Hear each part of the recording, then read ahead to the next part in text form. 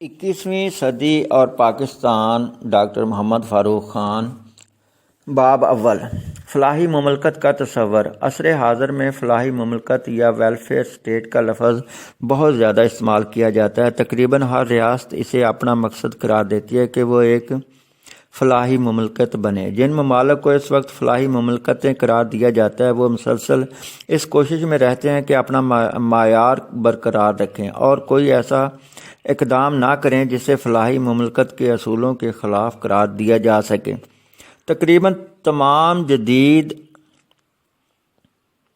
سیاسی اور معاشی اصطلاحات کی طرح یہ بھی ایک مغربی اصطلاح ہے، اور جن ممالک کو حقیقی فلاحی مملکتیں قرار دیا جاتا ہے وہ بھی تقریباً سارے مغربی ممالک ہیں، مثلاً برطانیہ، فرانس، جرمنی، سکینڈینیوین ممالک، امریکہ وغیرہ۔ لہٰذا ہمارے لیے یہ ضروری ہے کہ ہم اس مغربی اصطلاح کو خود اس معنی میں سمجھنے کی کوشش کریں جس میں یہ وہاں مستعمل ہے۔ اس باب میں ہم یہ دیکھیں گے کہ مغرب کے نقطۂ نظر سے فلاحی مملکت کیا ہے، اس کی تاریخ کیا رہی ہے، صنعتی انقلاب کے بطن سے یہ تصور کیسے ابھرا اور مختلف ممالک میں اس مقصد کو کیسے حاصل کیا گیا۔ آگے بڑھنے سے پیشتر اس حقیقت کا برملا اظہار ضروری ہے کہ ہمارے نقطۂ نظر سے تاریخ کی پہلی فلاحی مملکت کی بنیاد ہمارے ہادی برحق صلی اللہ علیہ وسلم نے آج سے 1400 برس قبل رکھی تھی، اور یہ فلاحی مملکت حضرت عمر فاروق رضی اللہ عنہ کے دور میں پورے عروج کو پہنچ گئی تھی۔ اس فلاحی مملکت کے بارے میں بحث اگلے باب میں کی جائے گی۔ فی الحال ہم مغرب کی زبانی اس اصطلاح کو سمجھنا چاہتے ہیں۔ فلاحی ریاست کی اصطلاح سب سے پہلے آرک بشپ ولیم ٹیمپل 1881 سے 1946 نے 1941 میں سٹیزن اینڈ چرچ مین نامی کتاب میں استعمال کی تھی۔ اس اصطلاح کے مغربی مفہوم کے مطابق فلاحی مملکت کا تصور اس وقت جنم لیتا ہے جب کوئی سوسائٹی اپنے ارتقاء کے نتیجے میں یہ بات جان لیتی ہے کہ وہ اپنے تمام شہریوں کی بنیادی مادی اور معاشی خوشحالی کی ذمہ دار ہے۔ اس کے نتیجے میں ریاست کے ارباب اقتدار اپنے آپ کو تعلیم، صحت، رہائش، انصاف، روزگار اور تفریح کی فراہمی کے ذمہ دار اور ان بنیادی ضروریات کو ہر شہری کا حق سمجھتے ہیں۔ چونکہ ان بنیادی ضروریات کے حصول میں سب سے زیادہ مشکلات معذوروں، بوڑھوں، غریبوں، بے روزگاروں اور یتیموں کو پیش آتی ہیں، اس لیے فلاحی مملکتوں میں ان طبقات کی تکالیف کم کرنے اور ان بنیادی ضرورتوں کے مہیا کرنے کے لیے قوانین بنائے جاتے ہیں۔ گویا فلاحی مملکت کا بنیادی تصور یہ ہے کہ ملکی وسائل اور پیداوار میں معاشرے کے ان مفلوق الحال اور کمزور طبقات کو بھی شریک کیا جائے جو معاشی اعتبار سے کسی بھی وجہ سے زندگی کی دوڑ میں دوسروں سے پیچھے رہ گئے ہوں۔ اس تصور کے مطابق یہ ریاست کا فرض ہے کہ وہ معاشرے میں کسی بھی فرد کو ایک خاص سطح سے نیچے نہ گرنے دے اور ایسے افراد کا مستقل سہارا بنے جو کسی بھی وجہ سے مستقل معذور ہو گئے ہوں اور اپنے لیے وسائل فراہم کرنے پر قادر نہ ہوں۔ اسی طرح جو لوگ عارضی طور پر بے روزگار ہو گئے ہیں ان کو اور ان کے اہل خانہ کو اس وقت تک ریاست کی طرف سے اعانت ملنی چاہیے جب تک ان کو روزگار نہیں مل جاتا۔ ریاست کا یہ بھی فرض ہے کہ وہ مسلسل اپنے عوام کے معیار زندگی کو بہتر بنانے کے لیے پوری کوشش کرتی رہے تاکہ وہ ہر وقت بہترین سہولتوں سے مستفید ہوتے رہیں۔ گویا ایک فلاحی ریاست اپنے شہری کے لیے زندگی کے ہر موڑ پر اس کی امداد کے لیے کمر بستہ رہتی ہے، یعنی مہد سے لحد تک یا پنگوڑے سے قبر تک۔ عملی لحاظ سے فلاحی مملکتوں کا طریقہ کار اور ان کے پروگرام ایک دوسرے سے مختلف ہوتے ہیں۔ اکثر جگہوں پر سوشل انشورنس کا نظام رائج ہے۔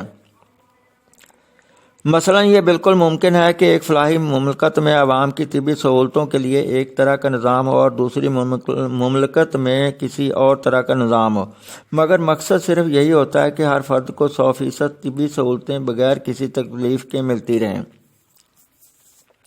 یہ امر بالکل واضح ہے کہ عوام کو یہ تمام سہولیات تب ہی بہم پہنچائی جا سکتی ہیں جب مملکت کے پاس اتنی رقم ہو کہ وہ ان کے اخراجات برداشت کر سکے۔ چونکہ یہ تمام فلاحی مملکتیں صنعتی ممالک ہیں جو مصنوعات بناتے ہیں اور انہیں تیسری دنیا میں فروخت کے لیے پیش کر دیتے ہیں، اس سے انہیں بہت زیادہ آمدنی ہوتی ہے، لیکن اس سے ایک بڑی حقیقت کی طرف ہم متوجہ ہوتے ہیں، وہ یہ کہ صنعتی ممالک کے فلاحی مملکت بننے کے لیے ضروری ہے کہ صرف وہی صنعتی ملک رہیں اور باقی دنیا ان کے لیے خام مال پیدا کرتی رہے اور خود پسماندہ رہے۔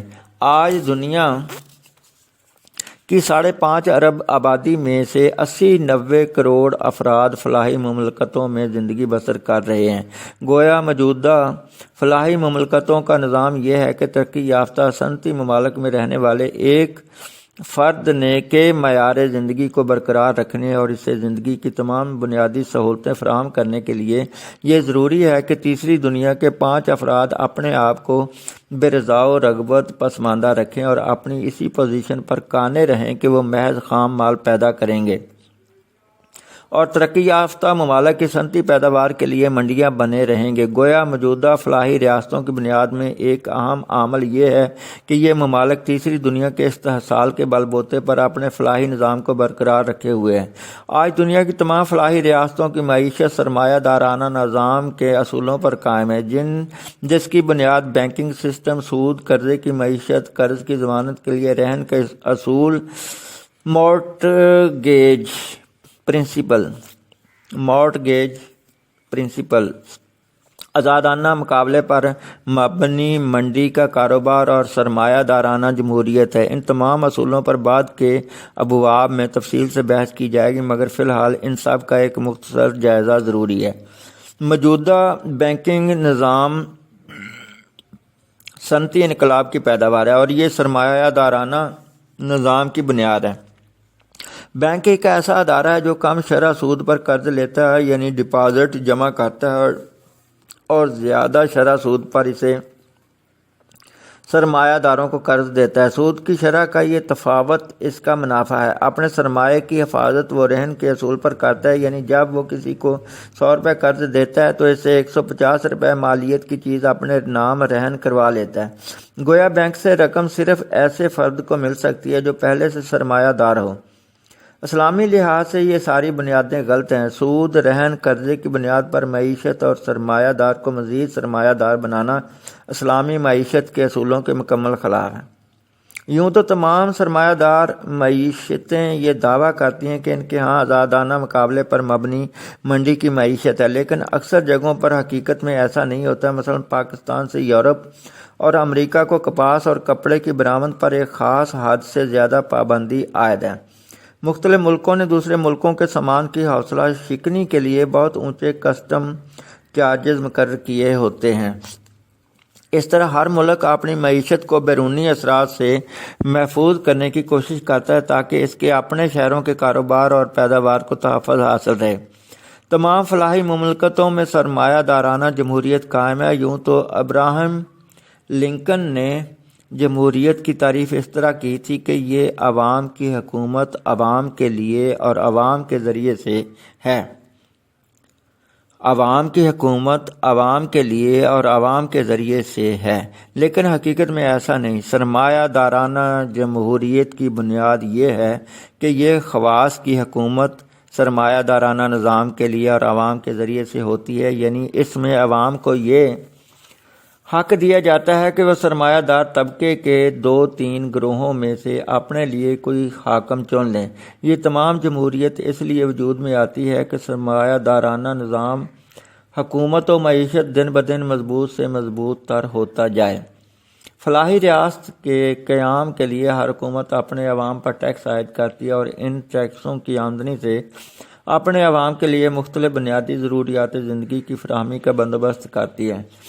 یہ ٹیکس عام طور پر ترقی پسندانہ ہوتے ہیں۔ ان ترقی یافتہ ممالک میں مختلف پارٹیوں کے درمیان ٹیکسیشن کے مسئلے پر اختلافات اب بنیادی حیثیت اختیار کرنے لگے ہیں۔ ہر انتخاب میں عام طور پر یہ دیکھا جاتا ہے کہ کس پارٹی کا ٹیکسیشن پروگرام کیا ہے اور اس سے معاشرے کے کن کن طبقوں پر کون کون سے اثرات پڑیں گے۔ صفحہ نمبر 15۔